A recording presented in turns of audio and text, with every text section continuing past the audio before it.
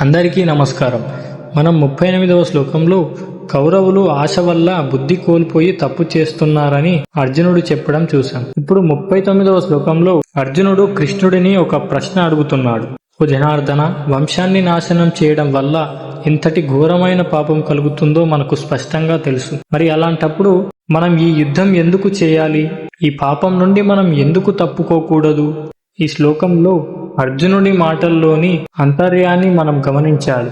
మొదటిది, అర్జునుడు తనను తాను కృష్ణుడిని మరియు పాండవులను తెలిసిన వారు లేదా జ్ఞానులుగా గుర్తిస్తున్నాడు.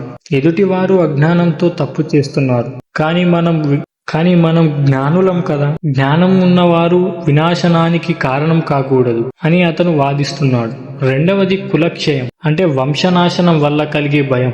ఒక యుద్ధం జరిగితే ఒక కుటుంబంలోని పురుషులందరూ చనిపోతారు. దానివల్ల ఆ వంశాచారాలు, ధర్మాలు అన్నీ అంతమైపోతాయని అర్జునుడు ఆందోళన చెందుతున్నాడు.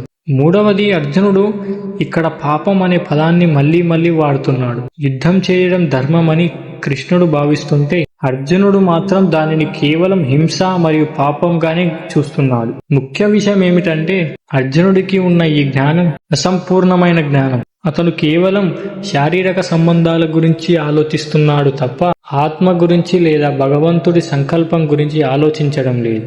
ఈ శ్లోకం మనకు ఒక ముఖ్యమైన విషయాన్ని గుర్తు చేస్తుంది. మనం జీవితంలో కొన్నిసార్లు నాకు అంతా తెలుసు, ఇది తప్పు అని అనుకొని మన బాధ్యతల నుండి వెనక్కి తగ్గుతాం. అర్జునుడిలాగే మనం కూడా మన సౌకర్యం కోసం నీతి సూత్రాలను వాడుకుంటాం. కానీ ఒక్కోసారి పెద్ద చెడును అడ్డుకోవడానికి యుద్ధం వంటి కఠినమైన నిర్ణయాలు తీసుకోవడం తప్పనిసరి అవసరమవుతుంది. కేవలం పాపం వస్తుందని భయపడి బాధ్యతను వదిలేయడం జ్ఞానం అనిపించుకో, అది పిరికితనం అని కృష్ణుడు మున్ముందు వివరిస్తాడు.